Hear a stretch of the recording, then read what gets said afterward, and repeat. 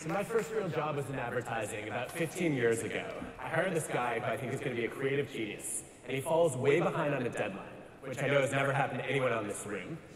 And I'm sitting there trying to figure out what to do when a senior leader in our company walks over, comes to his desk, starts screaming at him, and says, if you don't get your act together, you're going to be fired. So I've got a choice to make. Am I going to stay silent, or do I speak up? And I know, my whole life, I've been the person who stayed silent. In elementary school, I got called to the principal's office. I got there, found out I was not in trouble, and I still cried. And pretty much every year growing up, I focused on respecting my elders and following authority and not rocking the boat. But in this situation, I felt like I had to do something. So I looked around the organization, and I found the person that I knew would have my back. It was my boss's boss. She had nominated me for an award in the past. She had also been a great source of support, and she'd stop by my desk every week to talk about Survivor, which meant I had to watch Survivor. But I thought that would be a good place to start. So I wandered into her office, took a deep breath, and said, I think this is terrible that this happened, and I'm worried that this guy is going to quit. And if you think we're behind on a deadline now, just wait. And then nothing bad happened until she started dragging me down the hallway and sort of shoved me into a dark room. I'm totally disoriented. The lights go on. I'm somewhere I've never been in my entire life, standing smack in the center of the women's bathroom. And my boss's boss proceeded to tell me that if I ever spoke up out of turn again, that I was going to be fired too. So after that, I made 3 vows. The first one was that I was never ever going to have a real job where someone could fire me. And this is the joy of tenure at a university. Second vow was that I was going to try to study how we could get ideas and suggestions heard in organizations instead of shut down. And that's what I've been up to for the last decade and a half. And then the third was to never again walk into a women's bathroom. Check. So what I wanted to do today is just get you thinking a little bit about what it takes to be original. And I know there are tons of original thinkers in this room. When I think about originality, I think about it as not just having creative ideas, but actually taking the initiative to do something about them. Originals are the people who drive creativity and change in the world. And I've learned some things that surprise me about what it actually takes to become one of these people, and also how to create an organization where original thinkers thrive. So I wanted to give you a top 10 list of the most important steps you can take to drive original thinking in your life. But sadly, I can only think of 3. So it's going to be a top 3 list. Are you ready? All right, I was going to do it anyway, but I appreciate the enthusiasm. First thing that I learned is that original thinkers have more bad ideas than their peers. Let me say this again, because I'm not sure that it's always clear the first time. The more creative you are, the more stupid ideas that you're going to have. Take the guy who invented this. It's a talking doll so creepy that it scared not only kids, but adults too. Do you make fun of him for this? No, my guess is you probably celebrate Edison for his work pioneering the light bulb. Now, this was not Edison's only bad idea during his light bulb days. He tried to mine iron ore with magnets, failed miserably, invented a fruit preservation technique that actually caused fruit to rot faster, didn't know that was possible, and of his 1,093 patents, only 6 or 7 of them had any lasting impact on the world. And you could say he just has a low hit rate, but in fact, Edison's patterns are the norm, not the exception. Most original thinkers don't have better ideas than their peers, they just have more of them. The best path to variety is sheer volume. And you have to generate a lot of ideas in order to rule out the familiar and the unconventional. It's true for scientists and artists, but my favorite example is musicians. If you look at classical composers, you can actually study their greatness. You can measure greatness by how many times their compositions have been re-recorded, how many encyclopedia page entries they get, and also expert ratings.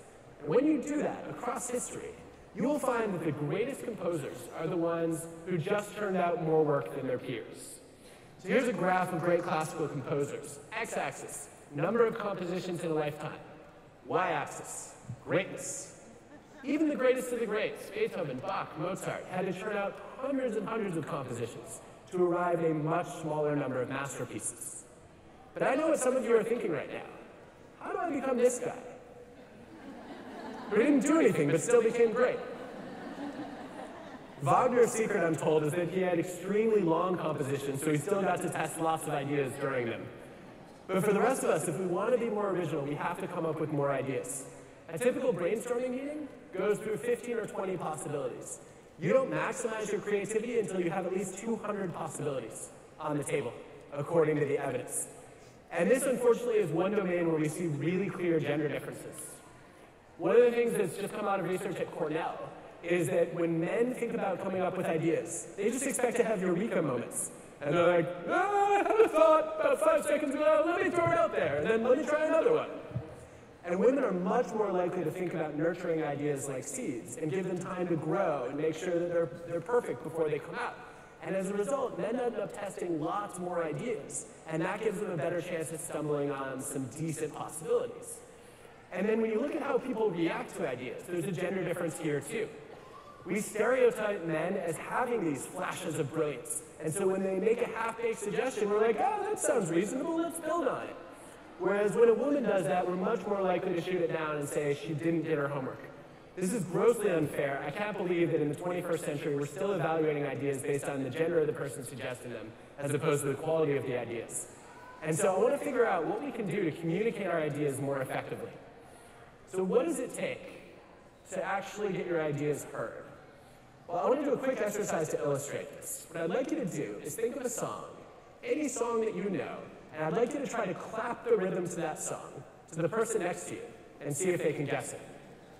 So think about a song, do the easiest song you can think of, you're going to clap it, and then see if the person next to you gets it. Go.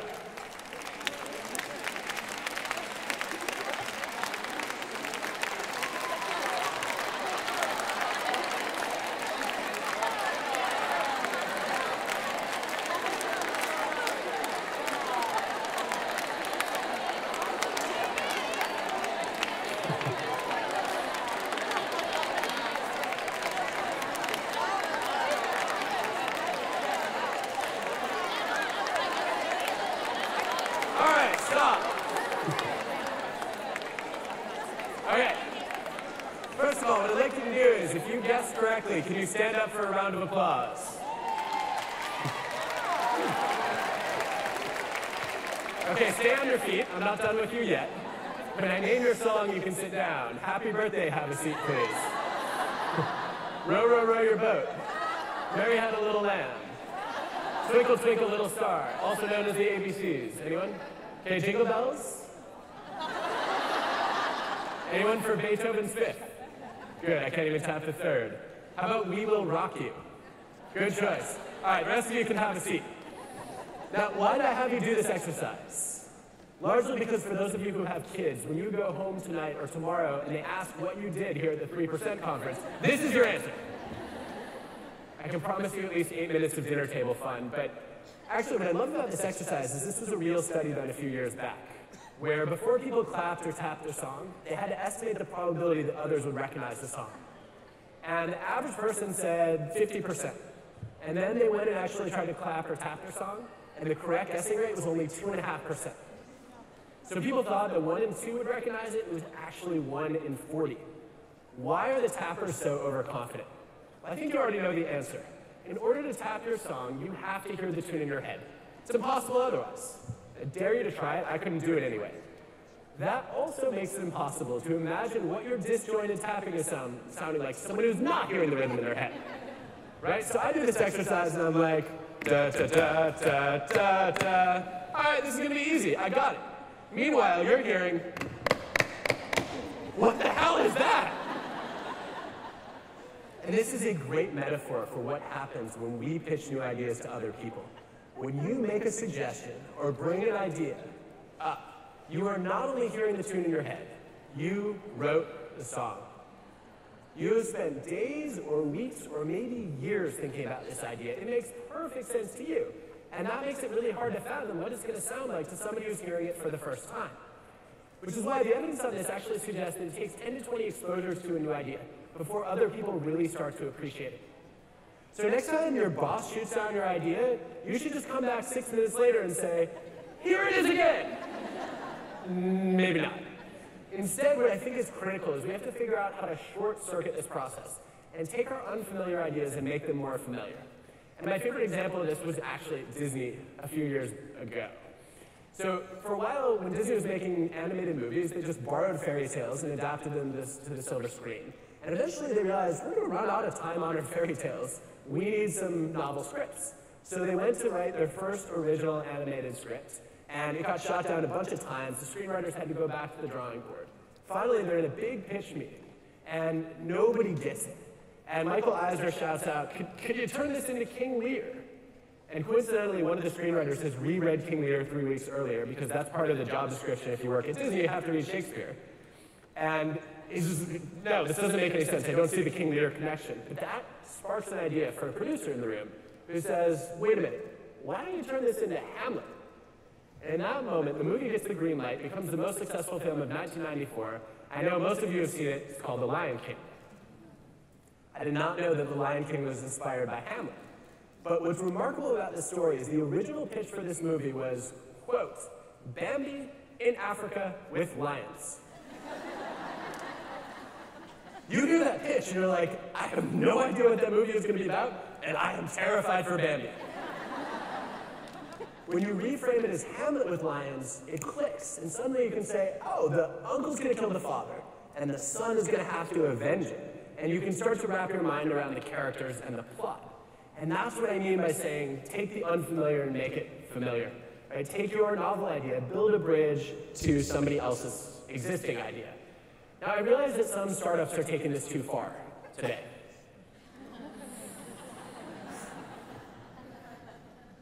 But in the first class that I taught at Wharton, nearly a decade ago, I had a student come to me and say, I'm going to start this company where we sell glasses online. And I'm wondering if you want to invest in it. And I said, that's absolutely absurd. You can't order glasses online. You have to get your eyes checked and then try them on. And I turned down the investment, and now Warby Parker is worth over $1 billion, and my wife is not happy with me. But I wish I had had a little bit more experience with the comparison they made, which is they said, look, we're going to do for glasses what Zappos did for shoes. And the problem is I never ordered shoes online, and so that comparison didn't click at all. So you have to find the right familiarity bridge, and I missed the one that happened a few months later, when they said, we're going to be like Netflix for eyewear. Remember when you used to drive to Blockbuster to rent a movie and then you had to rewind it? Yeah, all right, that one would have worked for me. So make your unfamiliar ideas familiar after you've generated a lot of ideas. But what else does it take to get your original ideas heard? The last thing I want to highlight is you need to choose the right audiences to pitch to. And this is where a lot of us go in the wrong direction. So I've spent a lot of my career studying the differences between givers and takers. Givers are the people who are generous, they're helpful, they want to build on your idea and make it successful. Takers are the people who either shoot down your idea because they are threatened by it, or they will hog all the credit for it and steal it from you. And it's critical to go to givers as opposed to takers if you want your ideas to have real potential. But it's hard to figure out who's a giver and who's a taker, and we get fooled constantly. And I want to show you why in a second. But first, I wanted to give you a quick test to help you figure out if you're more of a giver or a taker. And you can take it whenever you're ready.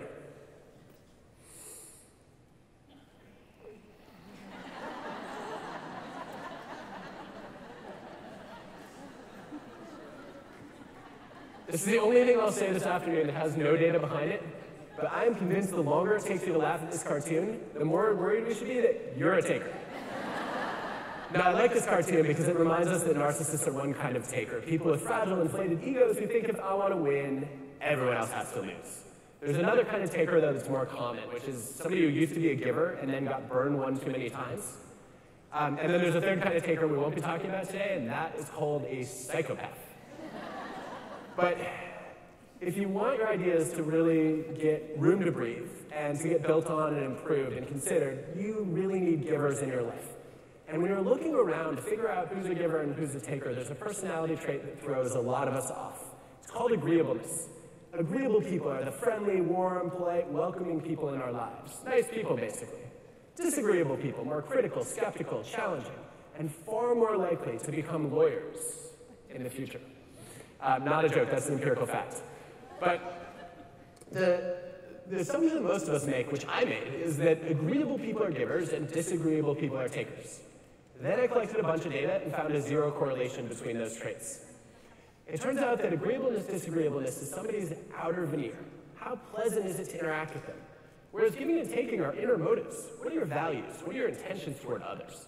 So if you really want to assess people accurately, you have to do what makes every former management consultant in this room deliriously happy. You have to draw a 2x2.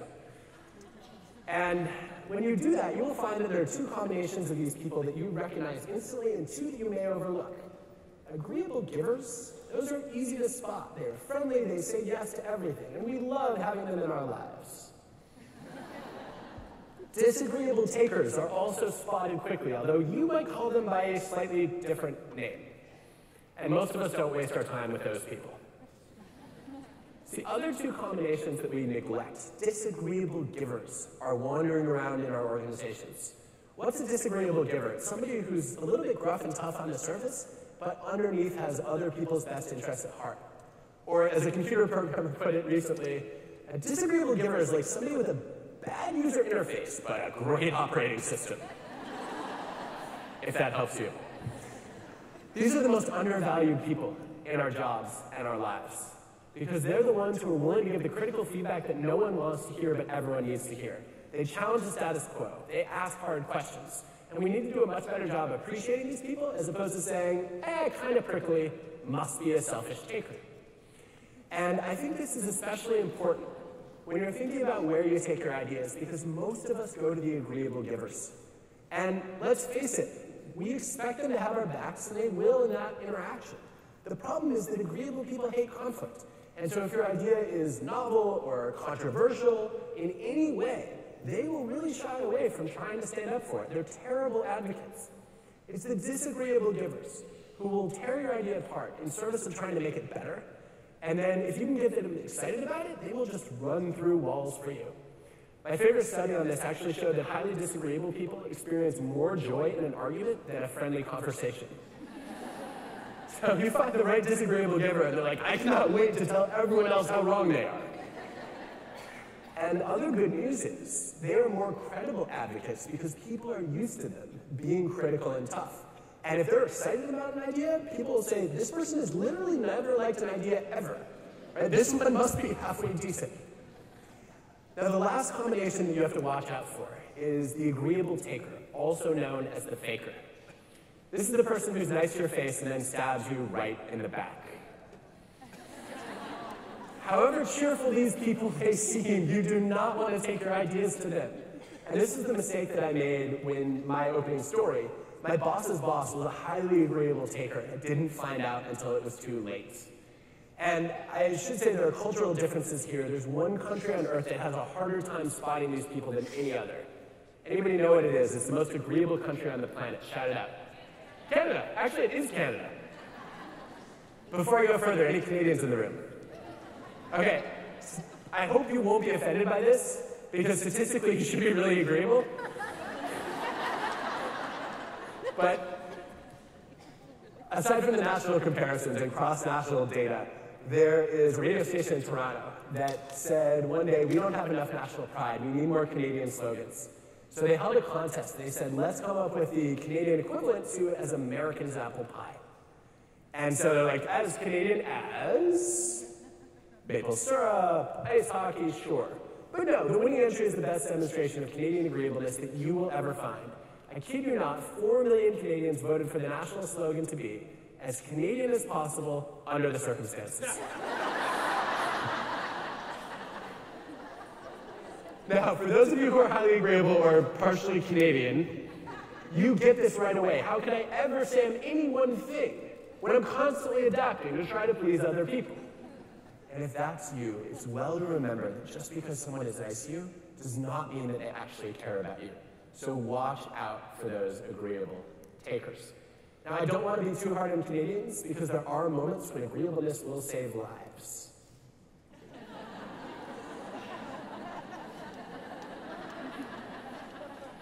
So look, I have a simple vision. I want to live in a world where in organizations, givers and originals thrive, and I hope you all will help me create that world. Thank you.